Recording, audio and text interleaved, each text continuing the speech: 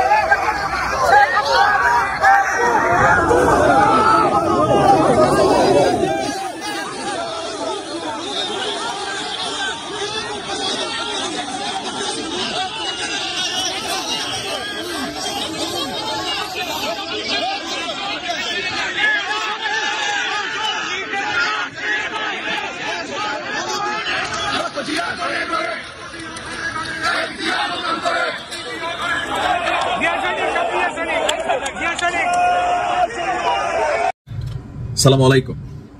আমি যখন এই ভিডিওটি রেকর্ড করছি তখন আমাদের প্রধান উপদেষ্টা ডক্টর মোহাম্মদ ইউনূস এবং তার 4 জন সফর সঙ্গী বিএনপি, জামাত, এনসিপির নেতাদেরকে নিয়ে তিনি যুক্তরাষ্ট্রের মানে আমেরিকার নিউ ইয়র্কের ফ্লাইটে আছেন। হয়তো কয়েক ঘন্টা পরে সেখানে পৌঁছাবেন।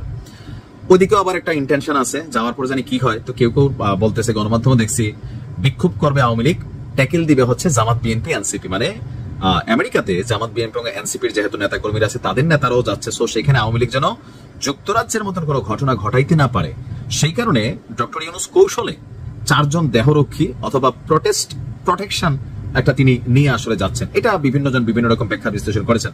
আমাদের আলোচনা ওই জায়গাটা না। যাবার আগে, দেশ ছাড়ার আগে তিনি খুবই গুরুত্বপূর্ণ একটা বার্তা দিয়েছেন গতকালকে। যাবার আগে বেশ কিছু বক্তব্য দিয়েছেন। কথাটার বেশ কিছু মিনিংস আছে। আপনি যখন নর্মাল একটা লাইন দেখেন মনে হচ্ছে লাইন, কিন্তু যখন এটা আপনি গভীরভাবে চিন্তা করবেন এখানে অনেক কিছু আপনার কাছে ফোকাস আসবে।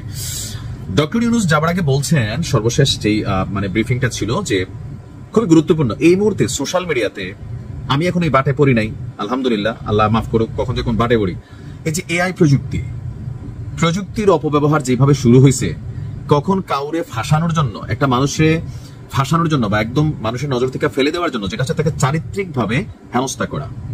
আর যত দিন যাচ্ছে প্রযুক্তিবিদরা এত রিয়েলিস্টিক মানে প্রযুক্তি তৈরি করতেছে, ভিডিও এডিটিং, যে সাধারণ মানুষ তো দূরের কথা, মাঝে মাঝে যারা এগুলো নিয়ে কাজ করে তারাও বিভ্রান্ত হয়ে যায় যে আসলে এটা সঠিক না ভুল। নিশ্চয়ই বুঝতে পারছেন। আমরা কথা বলছি এই কৃত্রিম বুদ্ধিমত্তা নিয়ে সারা পৃথিবীতে পজিটিভ যেমন আছে, বাট যারা বিজ্ঞানী, বড় বড় বিশ্লেষক, মনীষী, তারা বলতেছেন এই কৃত্রিম বুদ্ধিমত্তা একদিন মানুষের সর্বনাশ করে ছাড়বে। মানুষ যেভাবে কৃত্রিম বুদ্ধিমত্তার উপর ডিপেন্ডেন্ট হয়ে যাচ্ছে। তো ডক্টর যাওয়ার আগে এই কথাটাই বললেন যে কৃত্রিম বুদ্ধিমত্তা ব্যবহার করে ভুয়া খবর, বিভ্রান্তিকর তথ্য এবং ঘৃণামূলক বক্তব্য প্রচার এখন বৈশ্বিক উদ্যোগের কারণ হয়ে দাঁড়িয়েছে। শুধু বাংলাদেশ নয়, কিন্তু প্রত্যেক দেশেই আপনার আছে, মানে সরকারকে নিয়ে, রাজনৈতিক ব্যক্তিদেরকে নিয়ে অথবা মিডিয়া পার্সনদেরকে নিয়ে বিভিন্ন ধরনের অশ্লীল, নোংরা, মন গড়া, বানোয়াট, অথবা ধরেন হঠাৎ করে এরকম হয়ে গেল যে আমরা ভিডিওতে দেখলাম ডক্টর ইউনূস বলে যে আমি কালকে পদত্যাগ করতেছি, এনসিপি মাঠে নামো পাবলিক বাংলাদেশের একাংশ নাইমা যাবে। এটা একটা উদাহরণ দিই, খেয়াল করে দিই। নোয়াখালীতে এমন ঘটনা ঘটছিল না যে শেখ হাসিনার একটা ডিপফেক ভিডিও সামনে আসছে যে তোমরা মাঠে নামো, আমি কালকে ঢুকতেছি। এই ভিডিও দেখা নোয়াখালীতে 25-30 জন যুবলীগ ছাত্রলীগের কর্মীরা গিয়ে বাজারে একদম মানে কি বলা হয় যে টহল মহল দিয়ে ফেলছিল। পরে পাবলিক ধরে মাইট দিছে, পরে বুঝছে ভিডিওটা ভুয়া। এটার ইফেক্ট বুঝছেন তো? এটা কিন্তু হচ্ছে। হয়তো আমরা যারা একটু চালাক, আমাদের যতটুকু ব্রেইন খাটে ততটুকুতে বুঝি, আবার আমাদের উপরে যারা আছে তাদেরগুলো তো আমরা বুঝি না। তো এই জিনিসটা তিনি বলছেন যে এই ধরনের বিদ্বেষমূলক বিকৃতি যেন মানুষের পারস্পরিক আস্থা বিনষ্ট না করে এবং সামাজিক সম্প্রীতির ভিত্তিকে ক্ষয় না করে, সেজন্য সবার একযোগে কাজ করতে হবে। আন্তর্জাতিক শান্তি দিবস উপলক্ষে, যেহেতু তিনি শান্তিতে নোবেল পাইছেন, তো তিনি একটা বিশেষ বাণী দিয়েছেন যেখানে বলছেন যে জাতিসংঘের সনদ, আন্তর্জাতিক মানবাধিকার নীতিমালা।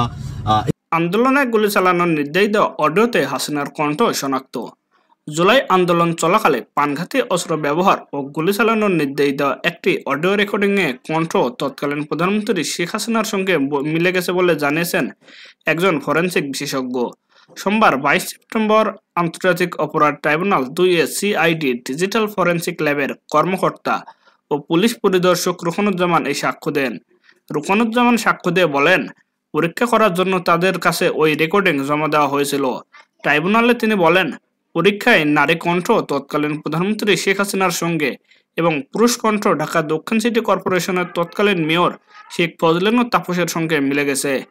আদালতে বাজানো অডিওতে হাসিনা ও তাপসের কথোপকথন শোনা যায়। এই সিআইডি কর্মকর্তার জেরা শুরু হওয়ার কিছুক্ষণ পর ট্রাইব্যুনালের মধ্যাহ্ন বিরতিতে যায়। অডিওটি মার্চ থেকে সামাজিক যোগাযোগ মাধ্যমে ফাঁস হওয়া বহু অডিওর একটি, যেখানে হাসিনার কথোপকথন ছিল এবং যা রেকর্ড করেছিল ন্যাশনাল টেলিযোগাযোগ মনিটরিং সেন্টার NTMC। একই ফাঁস হওয়া অডিওর অংশ এর আগেও চলতি মাসে বিবিসি পরীক্ষা করে প্রতিবেদন প্রকাশ করেছিল।